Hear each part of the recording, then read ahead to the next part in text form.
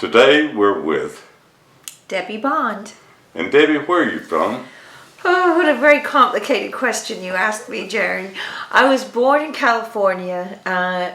My parents were nomads and moved around a lot. So lived in California in about 3 or 4 different locations, northern and southern, by the time I was 8. Then they moved to Illinois for a year. Then they moved to Europe.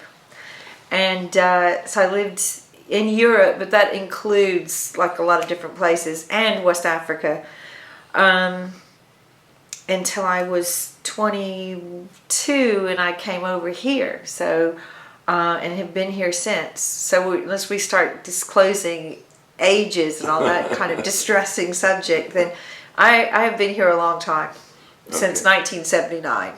All right. How did you end up out of all the United States in Tuscaloosa, Alabama? Well, I guess that's also a complicated question. The face of it, it was just a family friend. I had graduated from college in England and was suffering from a terrible broken heart. And a family friend said, why don't you just come and visit for the summer? You have a U.S. passport. Come and just, I'll help you get some kind of summer job and you can come visit. Well, I came and I really was always wanting to be a musician, and I had a lot of family pressure not to do that. And so being away and meeting Johnny Shines, one thing led to another, and I just didn't go home. I kind of ran away from home, so to speak. All right. To Alabama. Now, if you ask me, I think, again, there were cosmic forces at work. It turned out my dad was a complicated character and a preacher and adopted, and his mother was a renegade singer in the 20s, and he ended up being adopted, and he didn't really know who his real dad was, or much about him beyond his name. But through other turns of events, this is in California where he was from, it turned out that his dad was from Alabama. So I just think you just don't know how the world works in mysterious ways. I mean, I used to sing songs about that included Montgomery, but I didn't even know where it was. And I fell in love with the blues in England, and this is what I really wanted to do. So I couldn't have planned it in some ways better to end up in a place where not a lot of people really seemed to realize what was in their own backyard. But I did, and just was like a kid in a candy store, and stayed. And that was roots for you starting the Alabama Blues Project? Mm-hmm. Yeah, because Johnny Shines was here, and there were there was a blues scene here, and so my partner at that time was Mike McCracken, who's a fantastic guitar player, photographer, and music lover, and together we saw there was this need, and we were doing music education, blues education with kids, and we're just encouraged to kind of grow that concept. Okay. And now you are out gigging yourself, and that has been your goal all along. Yeah, well, I always, forever fell in love with playing the guitar when I was 13. And I always wanted to play music. I always was playing music, played in bands, did my first performance when I was 13 in West Africa on a TV show there. So it's always what I really wanted to do. And I, probably my lack of confidence and also my total respect for what was around me, all the great blues players from this state, that I just kind of was multitasking, I have always had my own band and always written songs and always done all that, but it always took the back seat in my life because everything else seemed more important. But now I got to the point where if you're going to do it, you better get off your butt and get out there and do it. So, and then plus together with Ric, who's a fantastic musician and a great partner in my creative and life enterprises, has encouraged me. All right. Let's give Ric a last name. His last name is Asherson. And so, yes, he's British. And also had kind of came into it later. We met about 10 years ago, and he connected to Willie King, the late great Willie King, independently. And Willie called me up and said, "Oh, you got to meet this guy." And again, you have to wonder about the cosmic forces at work, because it turned out that Ric and I had been at Sussex University in Brighton, England, in '75, and had friends in common but never met. But met out in the woods through Willie King. All right. So we went on one date and moved in together. All right. And we're married a year later, and Willie was our best man, and we married on Freedom Creek. I did not know that. Yeah, we had our after party at the local juke joint. Okay. I get a lot of people that want to go overseas. It seems that if you're a Southern United States singer of any kind, you're quite popular in Europe. For those that's wanting to go over there, what kind of advice would you give them? Well, first of all, I'd have to say what you just said is a big leap. It's actually incredibly competitive. It's not easy. I have had my foot kind of in the door for a long time, and have being connected, feeling uncomfortable there, being used to traveling, all the things. I have a lot of advantages. But it's not easy. Now, Little Wit and Big Bow, Mike and I arranged that whole tour. They were so unique, so rootsy. And we had someone over there who was a part-time booking agent, and he fell in love with Little Wit and Big Bow, and that's how that tour happened. Willie King, again, what a living treasure. He's unique, original. There's nobody else like Willie King. There never will be another person like Willie King. His originality and his songwriting, just a true juke joint blues man. He got a cult following despite himself. He really didn't want to be famous. He really didn't want to get in an airplane.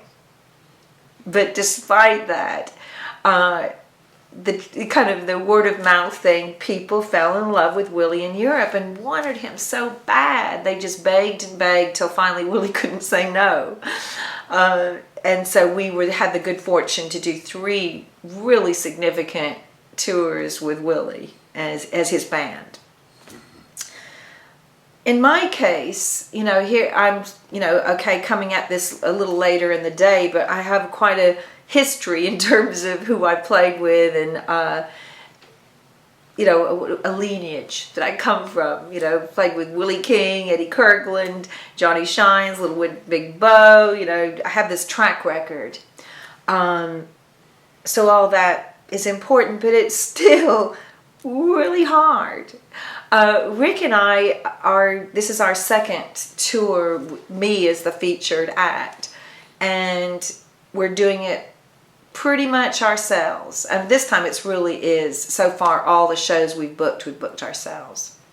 And it's literally a case of Google, blues clubs, festivals, emailing, having a good digital press presence, having 2 CDs that have been really favorably reviewed in a lot of international press. I mean, you've got to get reviews.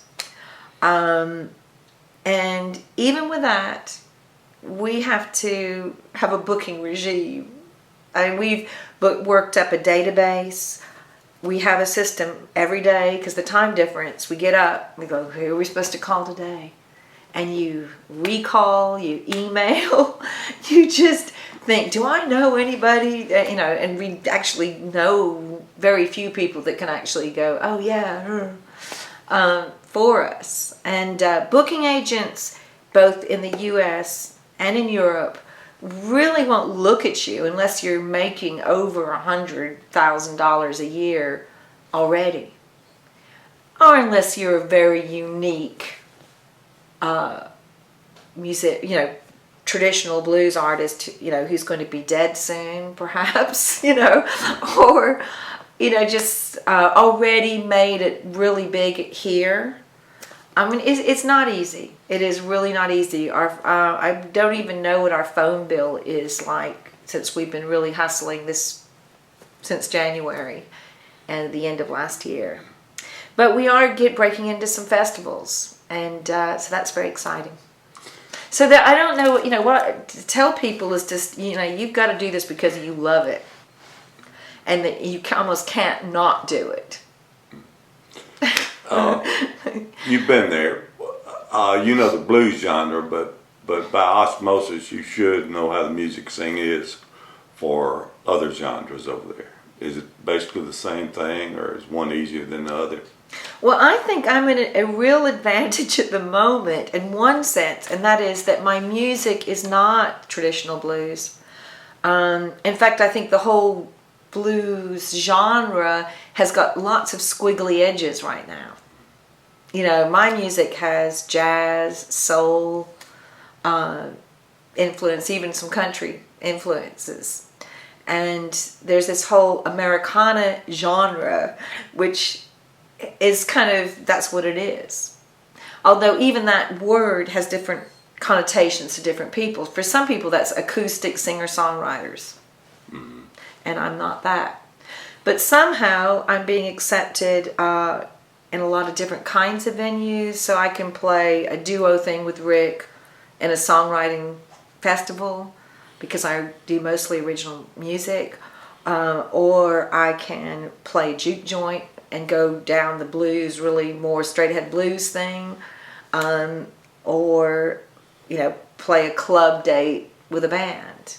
It's just really, so I'm hustling, and I'll do whatever I need to do to have a paycheck, and it's good for me because it stretches me to be a better performer and, songwriter and all of that stuff. I love listening rooms as much as I love playing Gibbs juke joint, for example. But that didn't really answer your question, did it? So no, I don't feel like I'm an expert on booking. I'm learning on the job. I really am. Ric and I are both really learning on the job. We're learning to be booking agents. And it is, unfortunately, it's like, what is it, the 80-20 rule? Mm-hmm. Where 80% of your time you're spent doing stuff that you need to do 20%.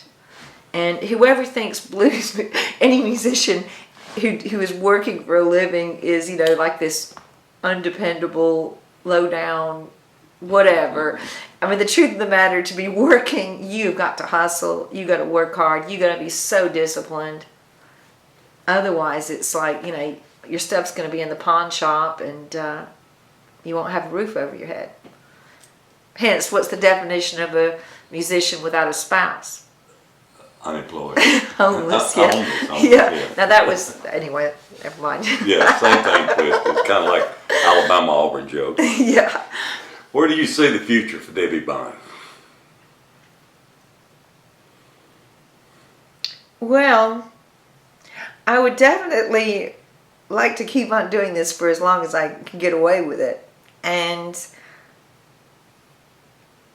I'm really enjoying what we're doing. And my next album, the working title is Enjoy the Ride.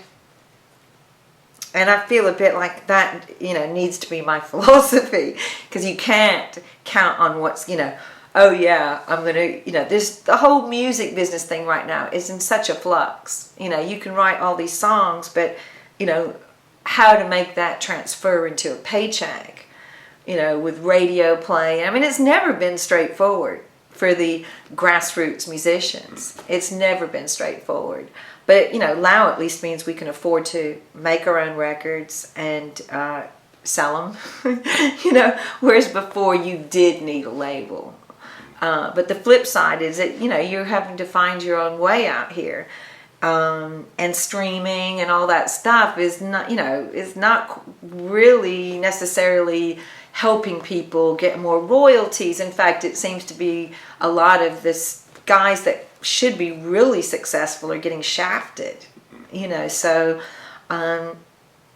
it's always changing times and trying to figure all that out. So you better find a way to be enjoying what you're doing now, because you don't know what the future brings. And I would certainly like to be breaking more into the U.S. festival market, and I'd like to be making more money. And I think it's amazing that I've been doing this for a long dang time. And if you think back in the day when we were playing the chucker, how much drinks were being sold for at the bar and how much musicians were making, it's not that much better. You know, it's a puzzle to me. How come drink prices of, you know, whatever it is, it's more than quadrupled, you know, and yet musicians are not making much more as the regular paycheck on regular gigs than they were that long ago. It's still $100 a man. That's correct, or woman, as the case may be. We get shafted just the same as they do. Debbie, yeah. Go ahead. Well, one of the things that's cool that I would like to say, unless you wanted to wrap it up. No, go ahead. Well, I think I think, you know, one of the things I have fought for is a strong word, but tried to work towards is Alabama, in my own little way, Alabama getting more attention for its music heritage. Other states have gotten, you know, really built tourism and cultural tourism and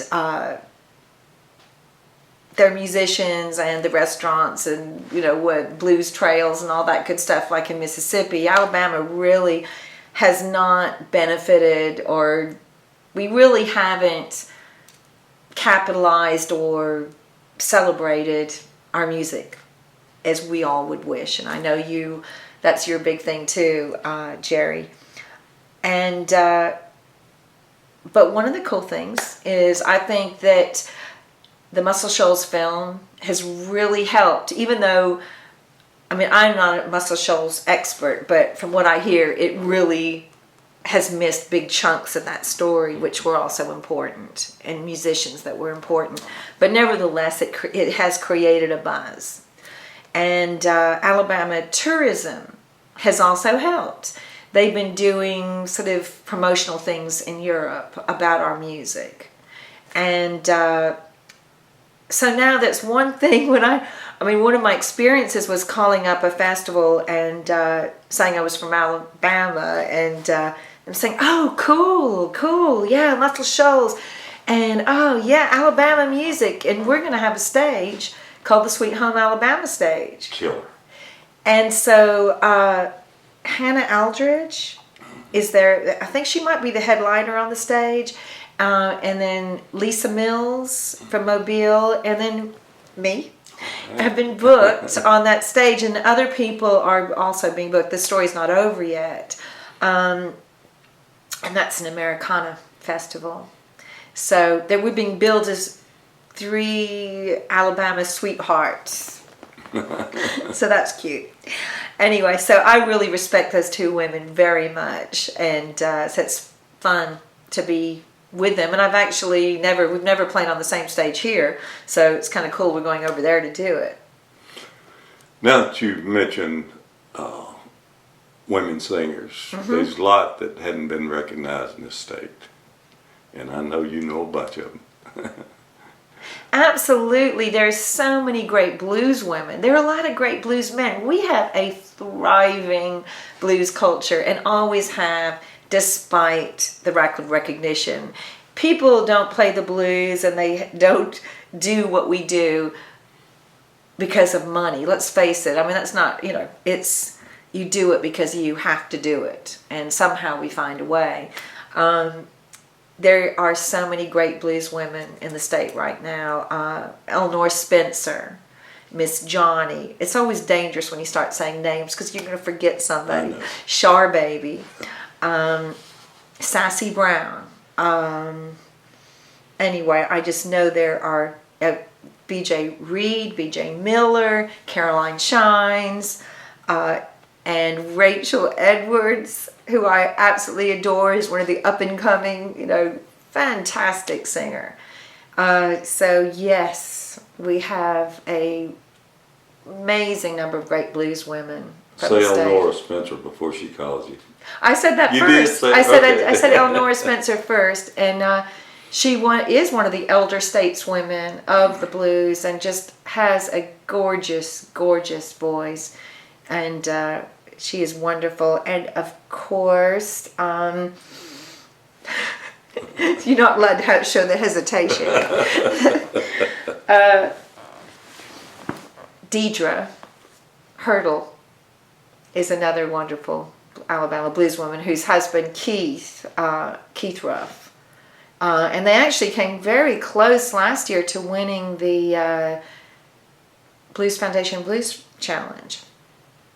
They got up into the finals, the finals. So she's playing in Europe a lot. If anybody that hadn't been there, it's a cream of the crop from all over the United States. Absolutely. A really fun thing to go to. Yep. Well, Debbie, I sure appreciate it. Okay. And I hope the young ones will get something out of it anyhow. It's true. Now, we haven't said anything about the Alabama Blues Project. Do you think we should? Okay. What do you think we should? What do you think? Yeah. Just don't make it sound like a commercial.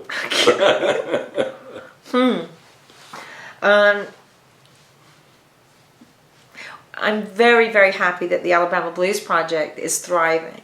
And I'm no longer the executive director because I really needed to focus on me and doing my thing. And but it means the world to me that that the board of directors and the new executive director have kept the program alive and well. And Rick and I are actually teaching the advanced band this last semester and this one, and probably will again in the fall. We're just loving it. Just lots of talented young students coming out of that program and continue to.